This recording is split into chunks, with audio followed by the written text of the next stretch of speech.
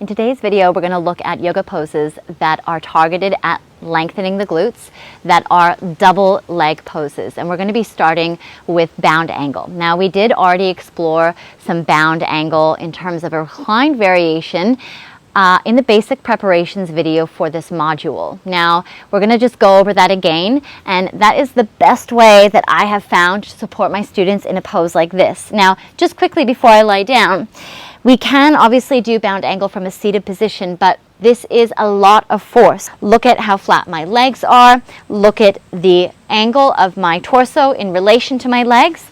And then let's lay down. And am I able to create that same shape? I am not. So what my shape more is when I'm on the ground is this, right? So that just shows my blind spot. This is what I can do on my own. And then this is what my body does with force flexibility. So here, I've at least got the muscular activation that supports my body in this opening. Now, as I did mention before with bound angle, we're not just looking at the glutes. This is very groin and inner thigh focused, which is the next module. But for the purposes of this, yeah, some people are going to really benefit from this position in terms of its ability to create some lengthening and flexibility into the glutes.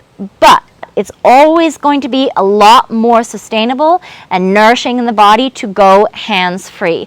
Now, as I just demonstrated here, I'm going hands-free. This can be done with a hold, but as we've already established, when we add a little bit of oscillation at least, or some more active dynamic movements, this supports the body in being able to have the co-activation of the muscles to generate the spaciousness. So rather than just holding here, we could look at different ways of moving through the range, moving through the range. It could be into something like this, and then into something like this. It could be opening and then drawing the feet together. You could be lowering one leg down and then bringing that up, lowering the other leg down and bringing that up. And as I already did show within the basic preparations, it can be more of a focal point of moving through the leg lengthened position. And maybe there's a hamstring focus as well. So we're getting into the various layers and the, multiple target areas, and then the external rotation. But it's the squeeze of the feet either against the block or a prop, or against one another, or even just trying to hold them towards each other, that activates the inner thigh to be able to create some willing lengthening into the glutes here. Now, this leads us into cow face, and I'm going to look at this from a reclined cow face right now, and then we'll shift into a seated cow face. Now, these were already part of the basic preparations that I showed. Essentially, when we look at cow face, there is a lot of force to create flexibility, and when I let go, if I were to pull my feet like this, I can't actually hold them there. I could pull myself forward.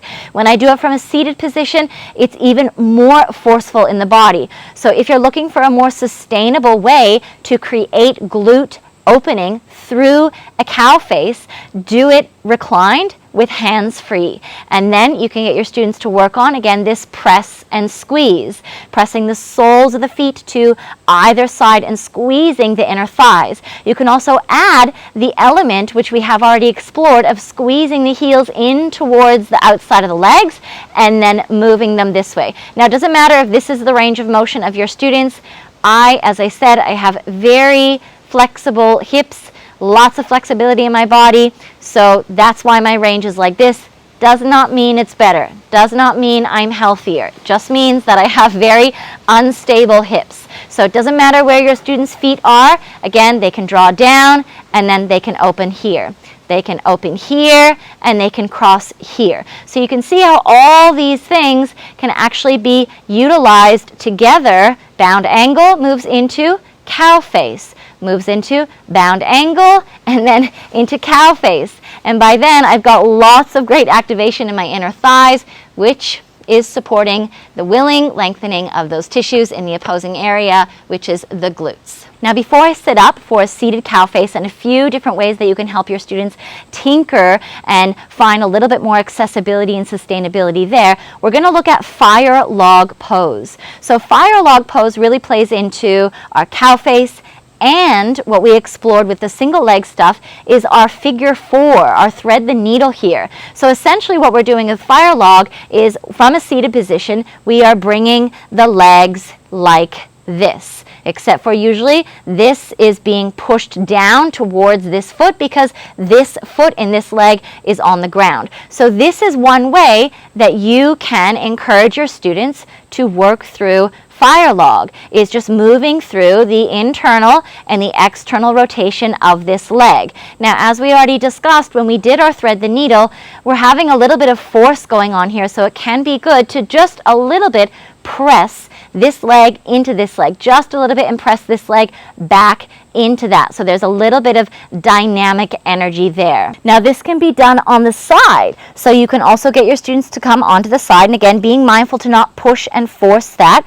We can also create a gap here, okay, and that can be beneficial. And then we're going into the range again here and then down. So I'm maintaining a gap, don't know if you can see that, but I'm maintaining a gap between these 2 points. So I'm trying to stay in this place of external rotation, and then I am moving through the range without any force, just trying to do what I can do on my own, utilizing my muscular support. And we can also flip that to do it on the other side. So I'll work the same leg on top and then come over onto this side here. Foot lands.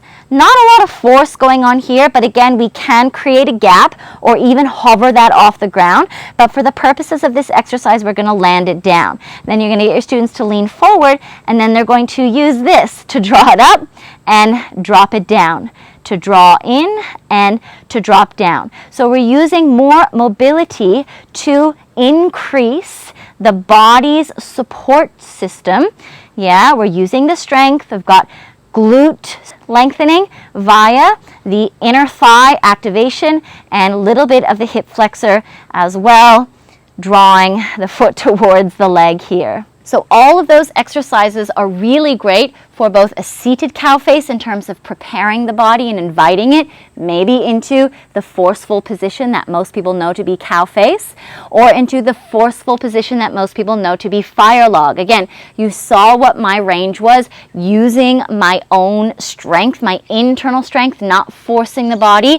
So when we get into something like cow face or fire log from a seated position, there's a lot of force going on. So when it comes to fire log, since we just did it, again, it's looking at this kind of thing. And we did already explore this when it came to our deer pose or our half pigeon in the previous video. So that can be used for this. We can go cross and tap. Cross and tap. This foot can be pulled in, cross and tap. And this stuff also leads us into finding a seated spine twist. So all these things, they thread and they work together. So those are some things for that fire log position. And again, this does lead into our cow face. Now generally with cow face, we just take a block, we sit on the block, and then the legs can come together easier.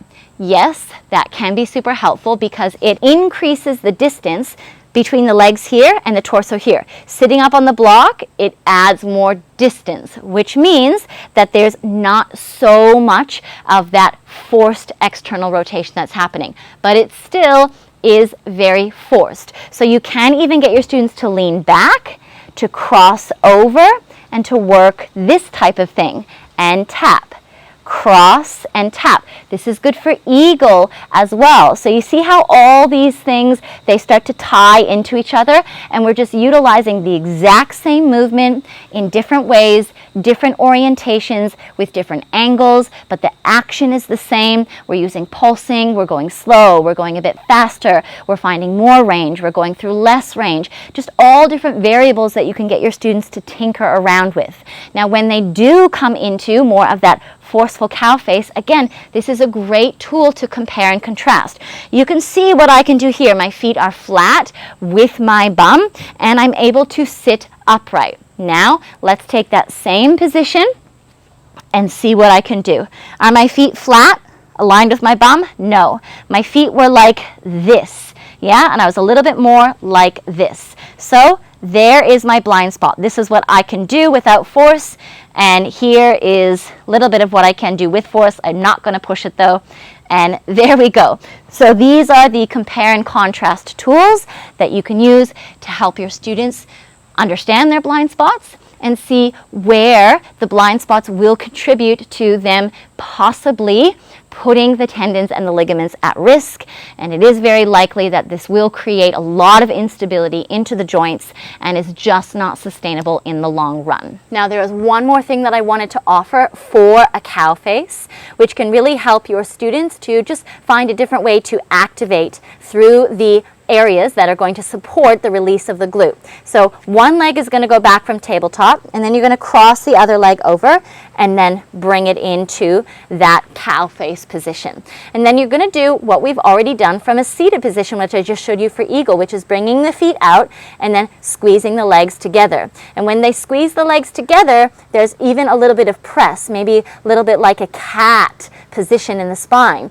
And then they can let that go. And again, you can include some cat-cow, or it can just be focused on the lower body only. Now, the other thing that you can offer them is to tuck those toes under and create a little bit of a lift and a lower. A lift and a lower. So again, these things can lead into more of a forceful version of this type of action, which can be cow face or fire log or any other poses that we went through, plus other poses that you know are going to target that area.